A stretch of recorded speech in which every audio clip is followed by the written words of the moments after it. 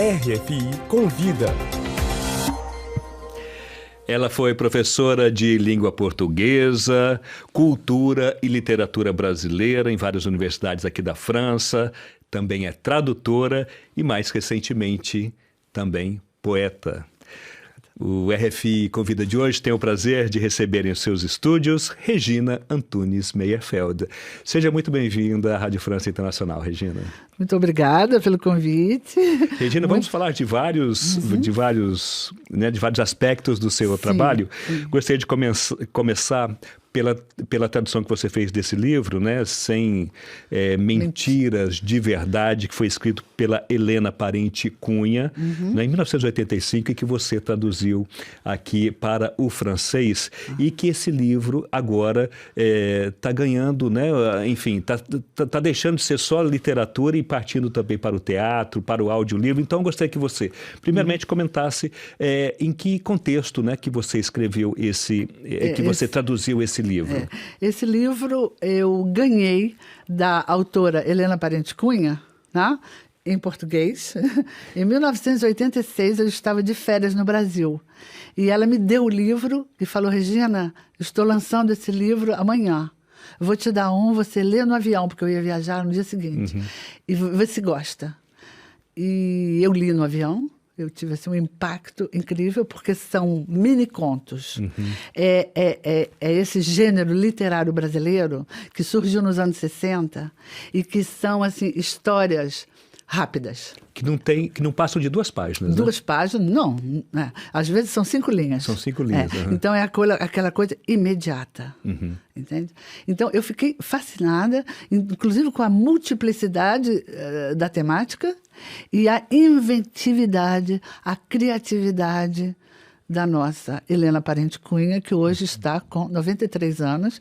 Ela é professora emérita da Universidade Federal do Rio de Janeiro. E, imediatamente, eu inseri nos meus programas de cultura brasileira e de literatura brasileira, e mesmo de língua, porque é um trabalho incrível de língua, excelente, na medida em que ela pratica muito a transgressão sintática, semântica, e ela, então, tem um processo de criação, assim, ela transforma, por exemplo, um adjetivo em advérbio. E isso dá uma dimensão assim, incrível ao texto. Então, eu fiquei fascinada. E os tempos passaram, eu acabei me aposentando pela Universidade de Paris 4, La Sorbonne, como maître de langue étrangère, e eu decidi partir para uma tradução do livro. Eu sabia que o trabalho ia ser difícil, complicado, mas era um desafio. Um desafio.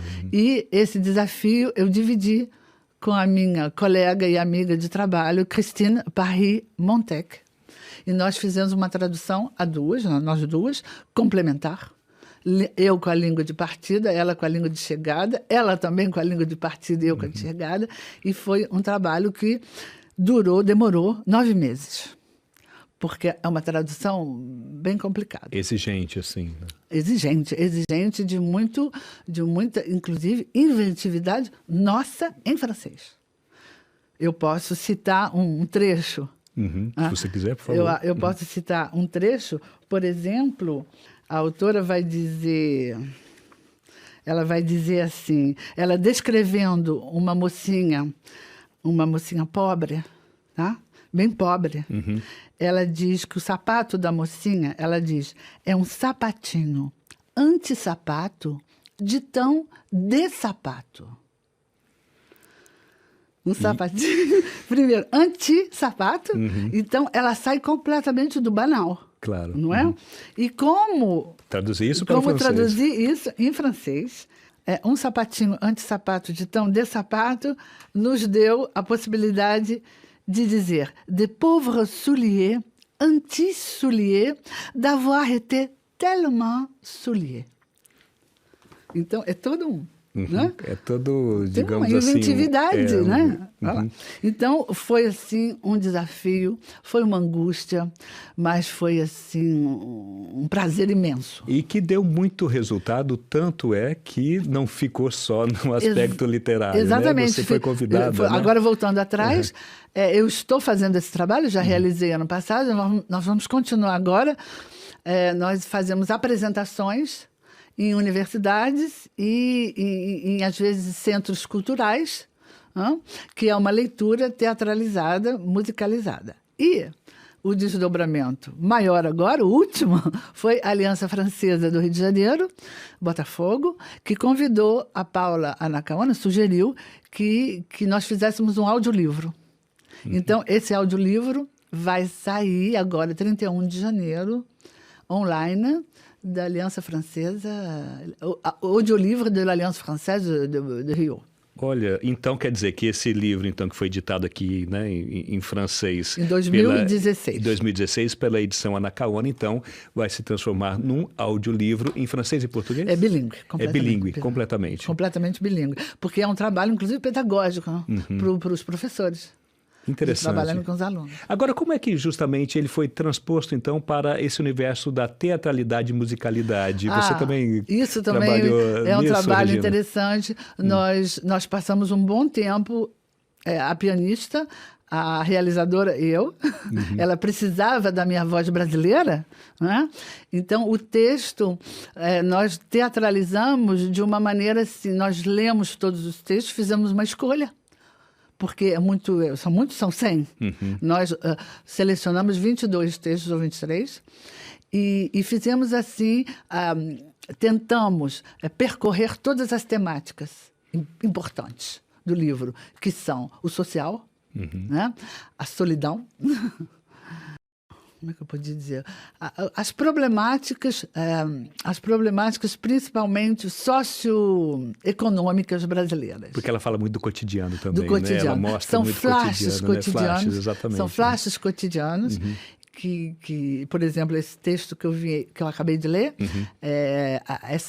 essa criança, essa adolescente, ela própria, ela é uma ruína. E quando a gente pensa no Brasil, né, a gente sabe muito bem Claro. E nós organizamos assim. É muito interessante, porque o primeiro texto é um texto de solidão, de uma pessoa sozinha que coloca a mesa para o chá das 5 e ela coloca 2 xícaras, 2 talheres, esperando, e ela toma seu chá das 5 sozinha. Então,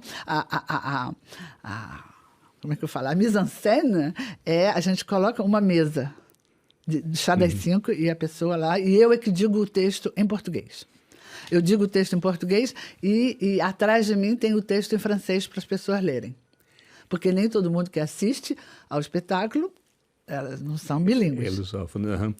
E o texto termina, o espetáculo termina com outro texto que se chama Pour de Faux. Pour de Faux, exatamente. A gente é um casal de mendigos colocando uma mesa no chão da rua. É uma coisa assim. Então, a gente fez e ali mostra a miséria.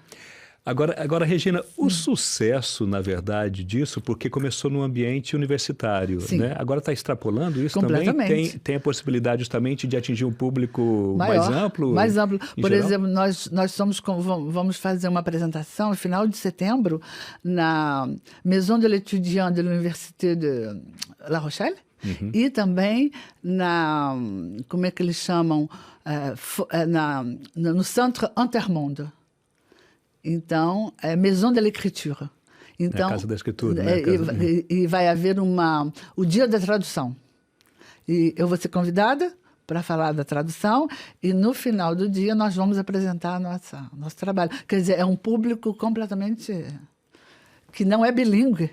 Completamente. Interessante, né? Porque é a obra ganhando aí novos horizontes. Uma dimensão. Né? Uma dimensão interessante. Muito grande. Né? E a Helena Parente Cunha, é uma pena que ela não tem a plena consciência do que está se passando, porque ela está envelhecendo. Mas imagino que ela Mas a obra dela continua. Exatamente. E graças a trabalhos como o seu. Obrigada. Agora, além desse trabalho de tradução, você também se lançou na escrita, né? E lançou o seu primeiro livro, né? Em francês. Primeiro livro, em francês. Né? Como é que foi para você, Regina Antunes Esse livro também foi escrever assim, O Bout de la Ligne? O Bout de la Ligne, um grande desafio.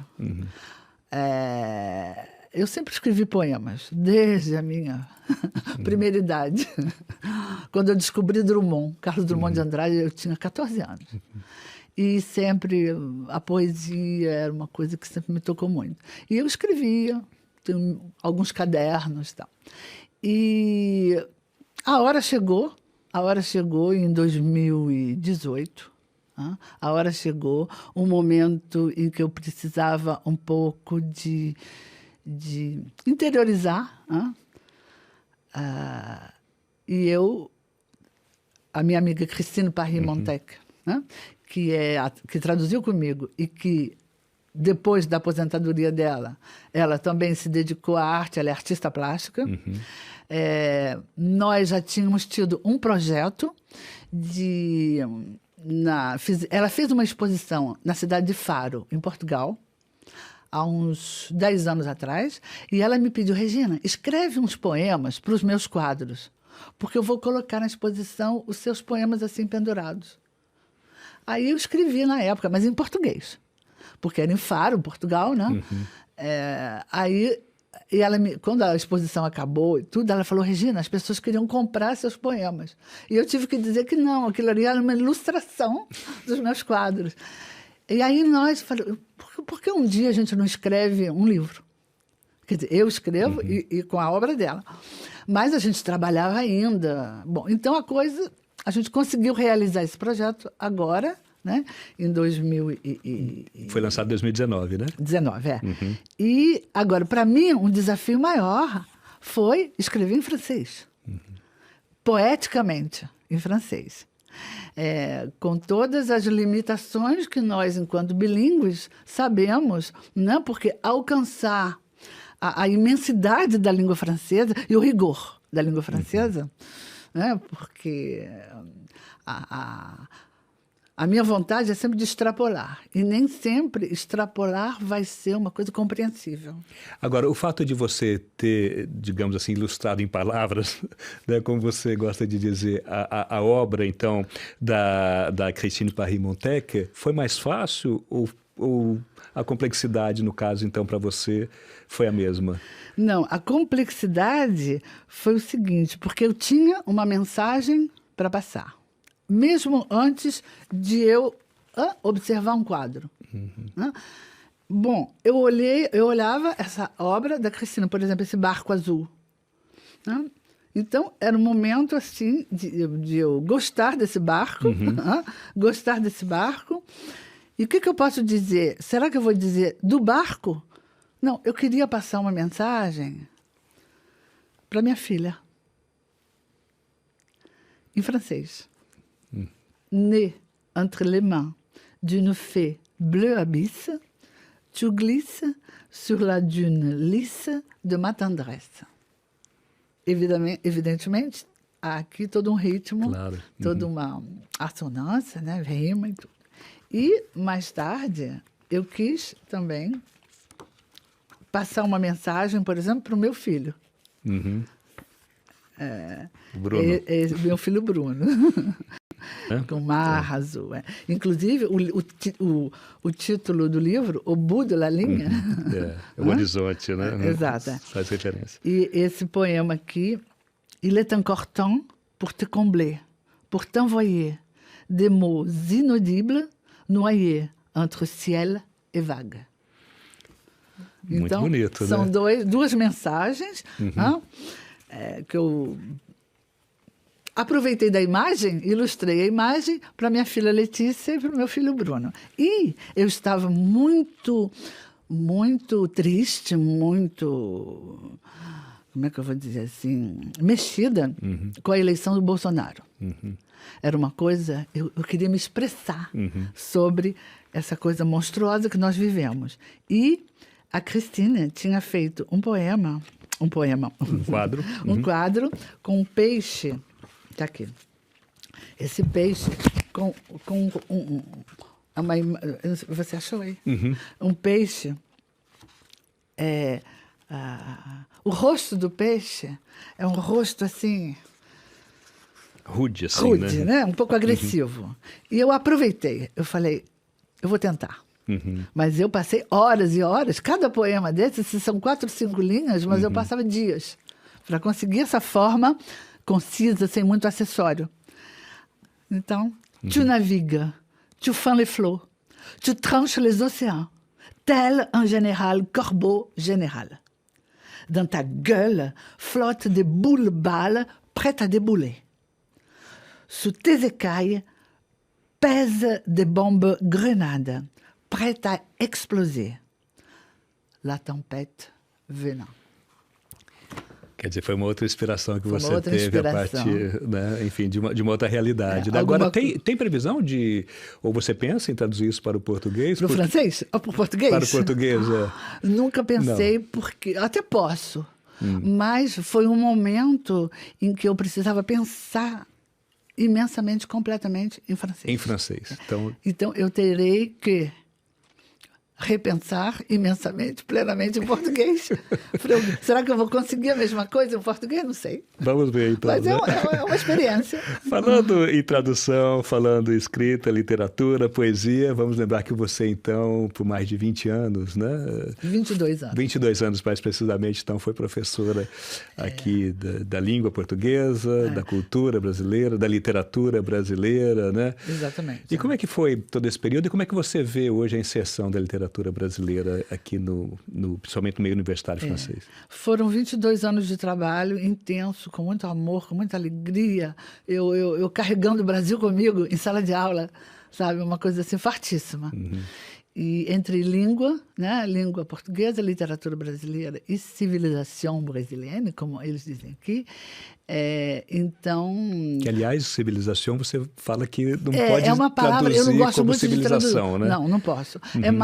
São cursos calcados na história, no tempo histórico e no espaço brasileiro, mas também na cultura brasileira. Não? Tá aí o rigor, né? Exatamente, da tradução, o rigor. Né? Então, por exemplo, se eu, dentro do meu programa, na universidade, se eu tivesse que falar dos indígenas, por exemplo, claro que eu tenho que falar da história, da chegada, tal, entendeu? Então, e depois, os hábitos, né, que os indígenas nos deixaram. O que nós comemos à mesa? A farinha de mandioca, né? Então, isso é civilização brasileira. Então, são cursos, eu adorava, realmente magnífico, porque eles nos davam a oportunidade de falar um pouco de tudo. E eu trabalhava na época, era 1985, eu cheguei em 84, do Brasil, nomeada como leitora brasileira do Itamaraty. Então, eu fui leitora durante 11 anos na Universidade de Toulouse, né? Depois... Bordeaux, Michel de Montaigne, e depois a Sorbonne Paris 4. Então, os alunos, eu trabalhava muitas vezes, a biblioteca da universidade tinha uma assinatura da Veja na época, e os alunos liam a Veja. E um dia um aluno chegou para mim, isso é interessante contar, porque ele viu uma publicidade de um índio, porque nós tínhamos abordado, né, de um indígena, como diz hoje, a questão indígena. Ele falou, professora, como é que pode um indígena vestido de camisinha, camisa de algodão, cabelo assim bem cortado, fazendo uma publicidade, uma propaganda, como se diz no Brasil, da Siemens do Brasil. Aí eu tive que entrar quase uma aula de explicação, como é que né, a publicidade recuperou o indígena. E a partir daí... E a própria imagem que um europeu tem, né, do que é o indígena. Do que é o indígena, aquele indígena falando ao telefone, Siemens do Brasil, o indígena. E foi, a partir daí, eu defini o meu projeto de tese de doutorado. Eu escrevi uma tese sobre... Justamente, a minha tese ficou inserida num contexto de civilização brasileira. Que o título em francês não vou dizer em português, Retrato da Sociedade Brasileira, a partir de uma análise do discurso publicitário brasileiro em 1986, na imprensa brasileira. Esse é o título da minha tese de doutorado. Eu publiquei alguns artigos também a partir dessa publicação. Ok, então. Regina Antunes Meyerfeld, escritora, tradutora, ex-professora, aqui na Universidade de Paris, em outras universidades da França. Muito obrigado pela sua participação aqui no RFI Convida. Foi um grande prazer tê-la aqui. Muito obrigada a vocês dois, você e a Adriana, e foi um prazer também imenso poder divulgar, né, esse trabalho. E sucesso Muito obrigada. para todas essas suas obras, tá ok? Muito obrigado, Regina. Obrigada.